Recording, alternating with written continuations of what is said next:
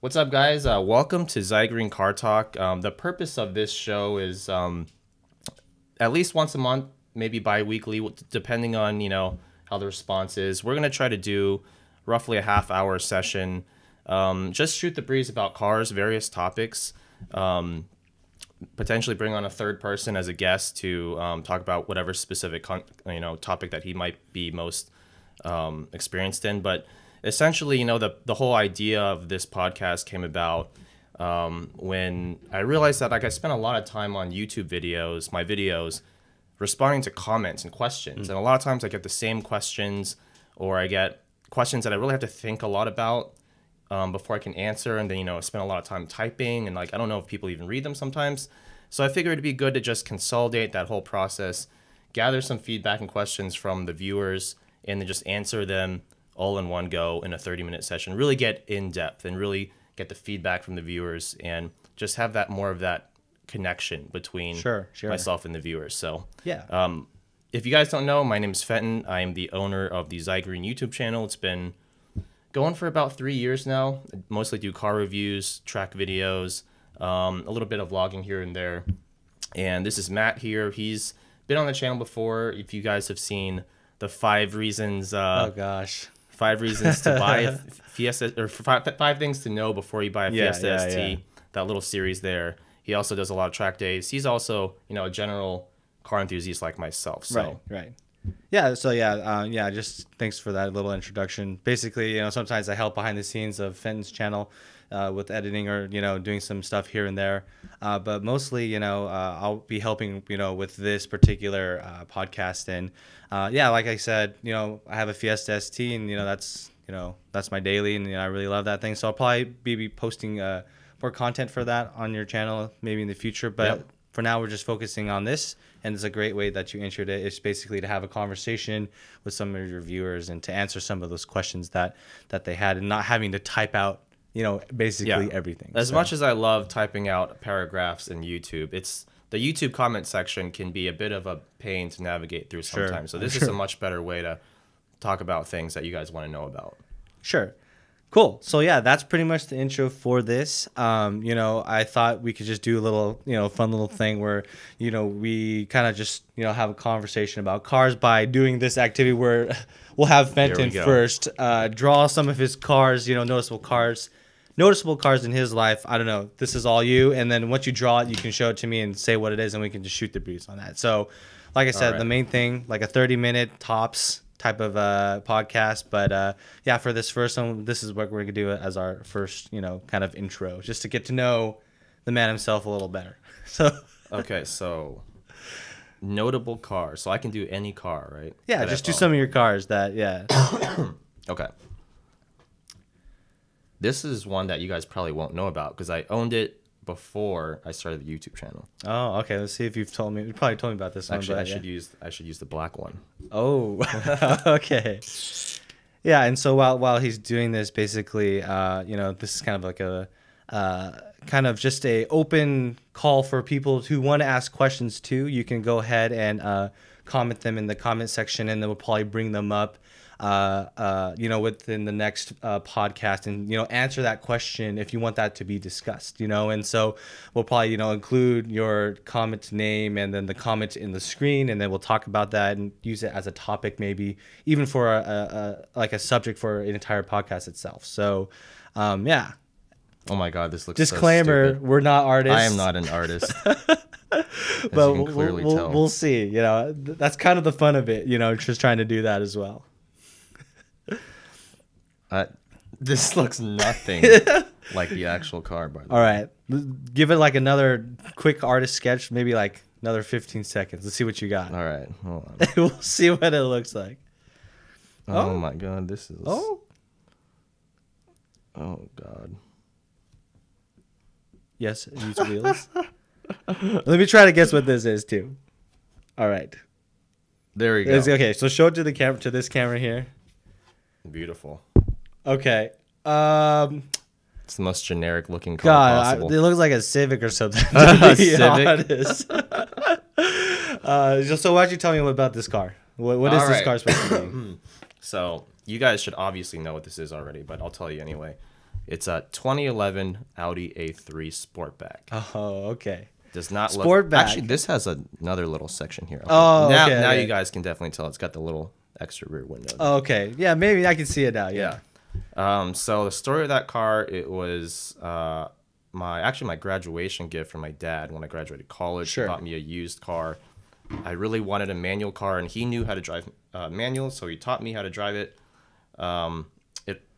Fun fact, it only took 40 minutes before I went on the road from the point that I turned the key until the point that he was comfortable with me letting me drive it by myself. 40 minutes.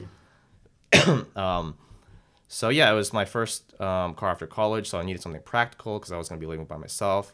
Moved out here to California from Texas. Originally, I was going to get a Subaru BRZ. Back when it was brand new, we had a deposit down on one. But then we kind of decided that that wasn't practical enough of a car.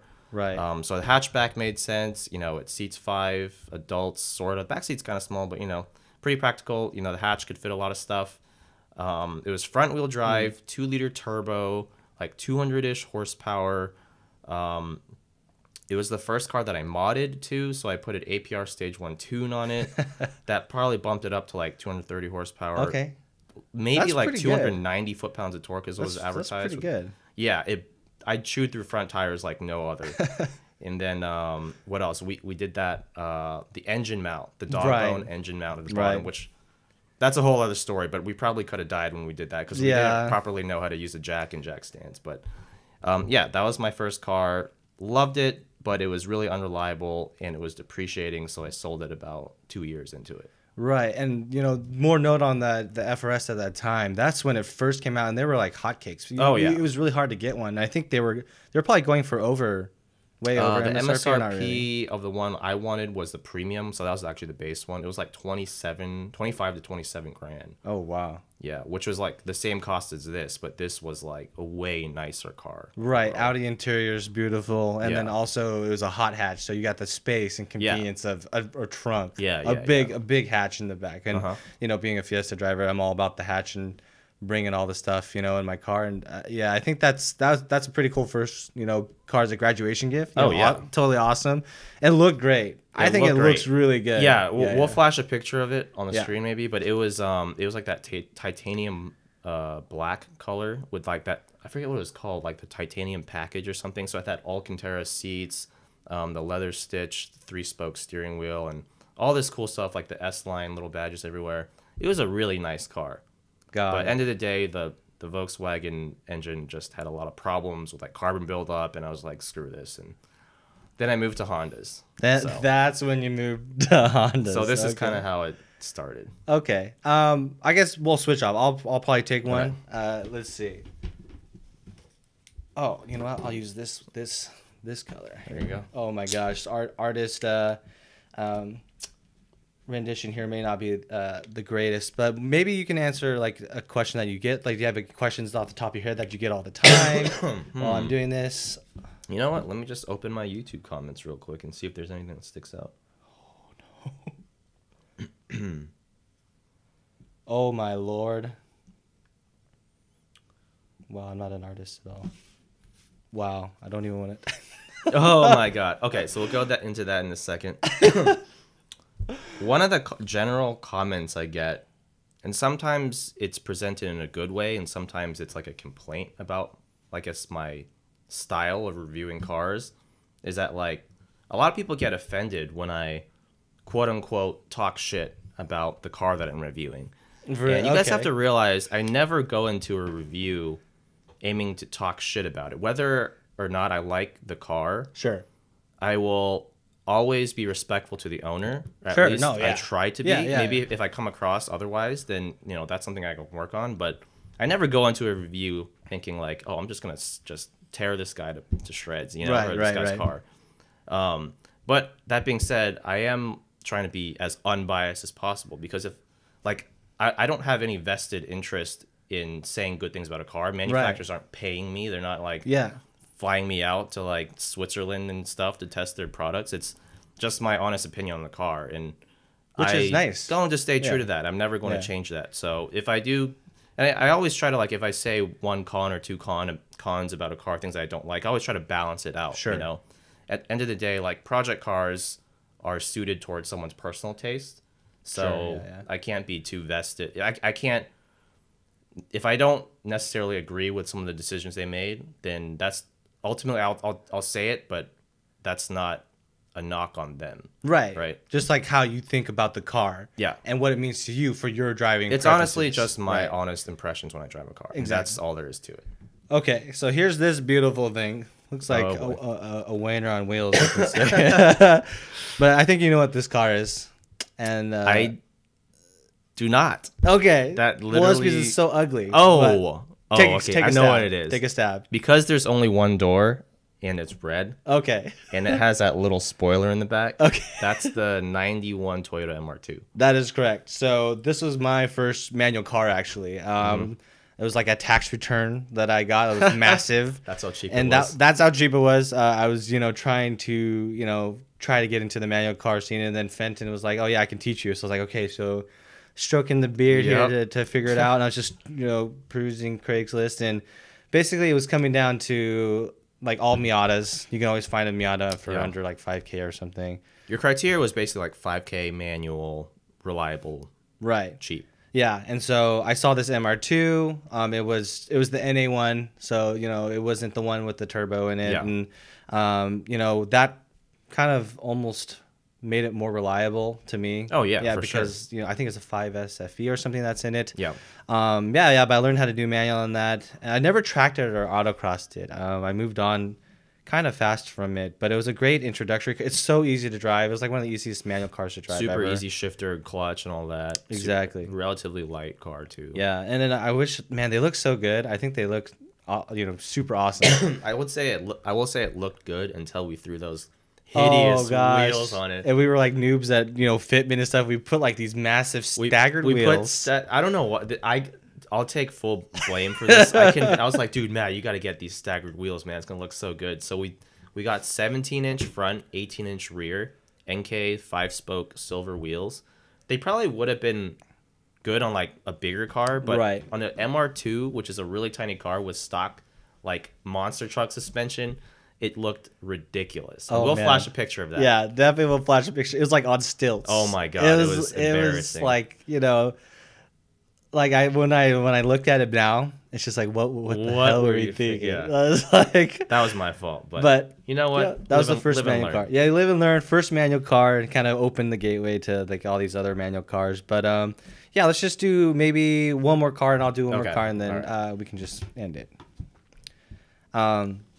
So yeah, while he's drawing this, to a little bit more about the MR2. It was I think it only had like 75 to 80,000 miles on it. Yeah, it was low mileage. It was super low mileage, and it had a respray on the front, but it was clean Carfax, whatever that means these days. Who knows what a clean Carfax really means? But it was pretty clean. The T-tops leaked ever so slightly, but being in California, you don't get too much rain. So that wasn't a big deal. And it ran well. And, the radio still worked. All the internals still worked. So I had a really good time. It didn't have some problems, though, like the clutch or like some oil leaks or something? Or no, not really? No, yeah, the clutch, you need to get the clutch replaced. And, like, I think the person that had to replace it said the kind of the wrong one was in there. So, there was, like, issues with that as well. But yeah, it was a great car. I wish I could get back into it again, but it's not really a good car to do to own as your first car, because you can't really work on it that easily because it's mid-engine, and it was really hard to work on it. So, but ultimately I ended up selling it and then pursued other different cars. So, or other cars. God, so. this looks horrendous. But I kind of already. It's a 911. Oh my god. So this is Fenton's. Actually, you should hold it up. This is your Pride and Joy. Sure. My Pride and Joy. Yeah. That's 911. Not just kidding. 911. I wish I had. That's obviously your STK. 2000. But you should talk about which ones that you have had more than one. So maybe you could talk about. Technically, I've had like 3. This was supposed to be my first one, which is okay, sure. So actually, like when I had the Audi A3, that was my daily driver. I drove it for a while, but that's when I like started really wishing I had like a rear wheel drive car because I wanted to get into like track days and like canyon driving and stuff. And the A3 was like a nice car, but it wasn't really suited for that stuff. So I bought this as a second car about like a year and a half after I moved here. Right. And I'd always been in love with S2000s. Oh yeah. Ever since the first day I saw like there was like a yellow one in like a magazine back in like the early 2000s. And so I got this one for 15 grand. It was a 2004 Silverstone AP2 with just like some basic suspension and I think no, just the suspension, just Bilstein suspension. That was all it had. Yeah, yeah. And it had like 61,000 miles. It was 15 grand. I put like 3 grand worth of mods and stuff into it. I tracked it twice. That's what got me into tracking. I did 2 track days in it. And then I sold it for 18 grand. So I actually made back all the money that I spent on it. That's pretty. And I put 13,000 rare. miles on it. Yeah. So just goes to show like these cars hold such good value. And the moment I sold it, I mean, I got the NSX, but we'll talk about that later. But I realized how much I missed it. So that's why I got the second one and then the third one. And now I just realize I always have to have an S2000 at some point. Sure. Yeah. Yeah, and you know, like you said, it's like your track car, and it's you know, it's the de facto one that we see at the track all the time. Yeah. But although I will say the BRZ FRS is becoming more and more and more popular. So Yeah. it's kind of interesting how long we've been tracking. It's changing. Definitely changing. You definitely see trends with certain cars. Yeah, definitely seeing the trend that's trending more towards the BRZ platform, as you said. Yeah, Because there's more parts and stuff, but Yeah. And it's a newer car and you can actually daily it. But the S2000, the track community is insane. Like there's so many super hardcore track guys. They're really fast and like just the amount of knowledge you get from talking to these guys or even just riding with them for a session is incredible. Because these cars are not easy to drive at the limit. So the people who can actually drive these fast really know what they're doing. Right. And you know, they have so much knowledge about like the parts and different mods you can do to it. It's just like if you really want to get into tracking a rear wheel drive car, it's such a good way to get into it. Sure. And it's relatively like low maintenance as well. Right. Absolutely. Cool. All right. So let me do one more, and then we'll probably just wrap it up and we'll call it here. So, let's see. And then maybe you could talk about, maybe you said it was low maintenance for S2K, like maybe go into that a little bit. Yeah, so if you really want a cheap rear-wheel drive track car, get a Miata. Like, there's no question about it. But if you want to have something that is actually, quote-unquote, like fast, that has power, you know, that really requires, that you really would have to work as a driver to build up your skills to be able to handle, the S2000 is, in my opinion, much greater challenge to a novice driver than a Miata is. Sure. And even though there's a lot of guys who track Miatas, I would say the community for tracking S2000s is even more hardcore. And yeah, maintenance wise, there's, you know, I know actually Savage Geese just did a half hour I think I saw that, video on like what to look for when you buy an S2000. I watched the whole thing for no other reason than I just wanted to see, like, did I actually go through all of these things that he's talking about? Okay. And the answer is no, I didn't. But like, okay, that was a really good video. So major props to him. If you guys are looking to get into one of these cars, watch that video for sure. God, yeah, and I think you kind of put it well there. Like, I think if you go for a Miata route, it's like a good way to slowly kind of get into it because it's less risk because it's a little slower. Yeah. But I mean, you still get the the benefits of driving grip driving with rear-wheel drive platform. But S2K, it's like you're throwing yourself into a very capable car, very fast times, and it can sometimes get a little squirrely, but you definitely learn pretty quick. I feel like it forces you to learn. Yeah. Whereas the Miata, like, you'll definitely still spend a good year or two learning how to drive and working up to its limits, but you'll hit the limit of the car much earlier than you will in an S2000. Like, our friend Sean is a really good example. Oh, of yeah. that. Yeah, like, Miata was his first car, and, like, he built it up from the ground up. So it was like a good starter car or whatever. But I think he's at the point where another 5-6 track days, and he might actually outgrow that thing unless he starts doing power Right. like a supercharger or something. Got it. Whereas me, I'm still like working my way up to the S2000 in my opinion. Yeah. Cool. All right. So here's my beautiful drawing. Oh, You can probably tell what the this boxiness. is. Is it? Yep. Yeah.